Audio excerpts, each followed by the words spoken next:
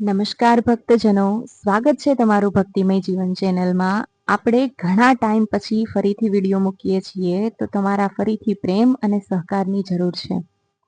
જો નવા સબસ્ક્રાઈબર છો તો ચેનલને સબસ્ક્રાઈબ કરજો, અને જૂના છો તો ફરીથી અમને પ્રેમ અને સહકાર આપજો. વિડીયોને શેર કરજો, વિડીયોને લાઈક કરજો, જેથી કરીને લોકો સુધી આ માહિતી પહોંચે અને એ પણ જાણે કે આપણા જે મહાભારતના પાત્રો ધૃતરાષ્ટ્ર, પાંડુ અને વિદુર કેવી રીતે જન્મ્યા.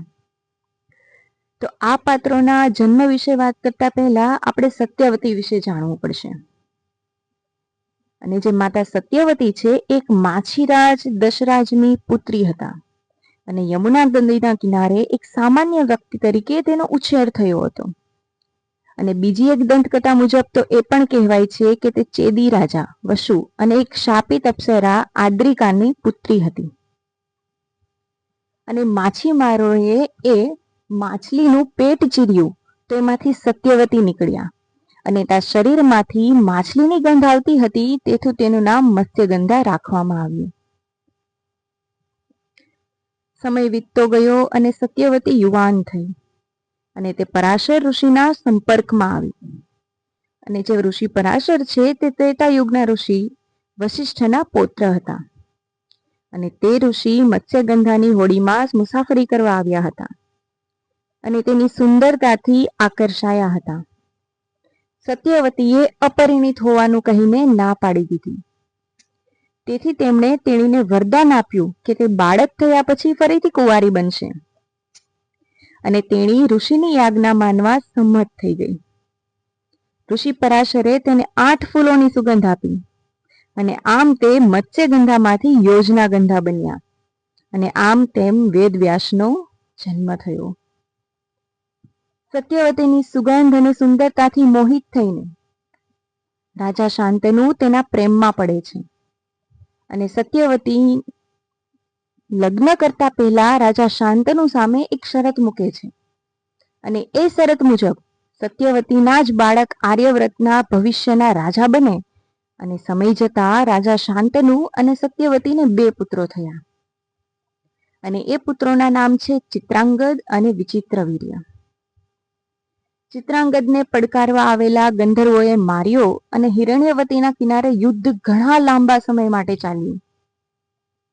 અને છેવટે વિચિત્રવીર્યને સામ્રાજ્ય પર શાસન કરવા માટે છોડી દેવામાં આવ્યા. પરંતુ વિચિત્રવીર્ય કામી અને અનેક વાસનાઓથી ઘેરાયેલા હતા.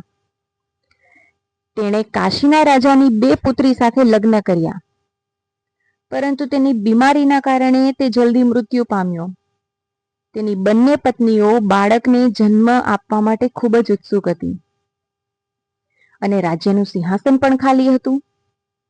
અને તેથી સત્યવતીએ તેમના પુત્ર વેદવ્યાસને હસ્તિનાપુરમાં આમંત્રણ આપવા માટે ભીષ્મને કહ્યું, જે લાંબા સમય સુધી ધ્યાનમાં ગયા હતા. વ્યાસ મુનિએ સત્યવતીને સ્નાન કરીને આવવાનું કહ્યું, કારણ કે તેના દેખાવ ભયાનક હતા. પરંતુ સત્યવતીએ તેને તેમ કરવાની ના પાડી દીધી. પછી તેમણે બંને રાણીઓ અંબિકા અને અંબાલિકાને પોતાની રૂમમાં બોલાવી અને તેમની દેખરેખ રાખી. પરાશ્રમી નામની તેમની એક સેવક પણ વેદવ્યાસ પાસેથી આશીર્વાદ લેવા ગઈ, કારણ કે તેણીને પણ સંતાન ન હતું. અંબિકા ઋષિ વેદવ્યાસનો ચહેરો જોઈને ગભરાઈ ગઈ, અને તેને આંખો બંધ કરી લીધી. અને આમ ધૃતરાષ્ટ્રનો જન્મ થયો, અને તે જન્મથી જ અંધ થયા. અને બીજી બાજુ અંબાલિકા પોતાને રોકી શકી નહીં અને ભાગી ગઈ. અને આમ રાજા પાંડુ શરીરથી થોડા નિર્બળ જન્મ્યા. પરાશ્રમી ન તો તેમના દેખાવથી ગભરાયા કે ન તો ત્યાંથી ભાગી ગયા. તેથી તેમને વિદુર નામનો પુત્ર થયો, અને જે જ્ઞાની બુદ્ધિશાળી થયો અને જ્ઞાન ધારણ કરવાની ક્ષમતા સાથે જન્મ્યા. તો આવી રીતના થયો છે મહાભારતના પાત્રો ધૃતરાષ્ટ્ર, પાંડુ અને વિદુરનો જન્મ. જો વિડીયો ગમ્યો હોય તો વિડીયોને લાઈક અને શેર કરવાનું ભૂલશો નહીં.